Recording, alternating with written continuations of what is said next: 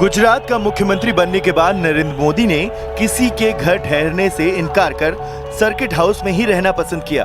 उन्होंने अधिकारियों को हिदायत दी कि ना किसी विधायक के नाम पर कमरा बुक हो और ना ही कोई फिजूल खर्ची। उनका कहना था कि सीएम को भी सरकारी व्यवस्था में ही रुकना चाहिए। मुख्यमंत्री बनने की घोषणा के बाद मोदी सबसे पहले मां हीराबा के पास पहुंचे। मां ने आशीर्वाद देते हुए कहा, बेटा पैसे मत खाना और किसी का बुरा मत करना। हीराबा चाहती थी कि बेटा राजनीति में भी ईमानदार और साफ रहे। विधानसभा चुनाव के दौरान अहमदाबाद में नरेंद्र मोदी ने कई नेताओं से कहा कि मुख्यमंत्री ना बने वरना हार का ठीकरा उन पर फूटेगा। वहीं आम लोगों ने उनसे बस इतना कहा कि रात के खाने के वक्त बिजली आ जाए। बाद में मोदी ने गुजरात को 24 घंटे बिजली देने वाला राज्य बना दिया।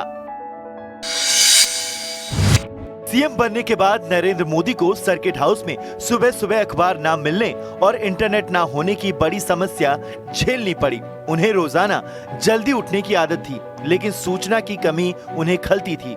ये शुरुआती दिन उनके लिए बेहद मुश्किल साबित हुए। 1995 से 2001 तक गुजरात के बाहर रहते हुए नरेंद्र मोदी ने तकनीक को अपनाना शुरू किया। उन्होंने मोबाइल और इंटरनेट को समझा और राजनीति में भी उसका इस्तेमाल किया। यही वजह रही कि भारत की राजनीति में सोशल मीडिया का सबसे पहला प्रयोग नरेंद्र मोदी ने ही किया।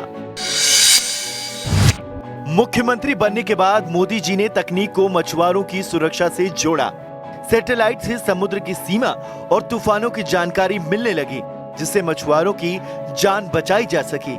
यही तकनीक आदिवासियों की जमीन की पहचान कर उन्हें मालिकाना हक दिलाने में भी काम आई। गुजरात में सैटेलाइट मैपिंग से स्कूल और अस्पताल बनाने का नया तरीका शुरू हुआ। अब लोग दबाव डालकर स्कूल नहीं खुलवा सकते थे, बल्कि गुजरात के हिसाब से फैसले होते थे। मोदी जी की इस नीति से संसाधनों का संतुलन बेहतर हुआ। कारोबारी जब जमीन मांगने आते तो मोदी जी दफ्तर से ही जीपीएस तकनीक से खाली जमीन और कीमत की जानकारी दिखा देते। इससे निवेशकों का समय बचा और कारोबार को तेजी से बढ़ावा मिला।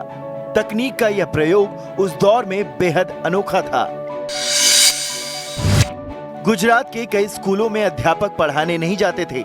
मोदी जी ने सीएम बनते ही सभी स्कूलों में बायोमेट्रिक हाजिरी लागू कर दी। शुरुआत में विरोध और मशीनें तोड़ने जैसी घटनाएं हुई, लेकिन धीरे धीरे लोग समझ गए कि यह उनके बच्चों के भविष्य के लिए जरूरी है। 1984 से 86 तक अकाल के दौरान संघ की बैठक में मोदी आखिर तक चुप रहे। जब सबकी बातें पूरी हो गई, तब उन्होंने अपना हाथ उठाकर सुझाव दिया।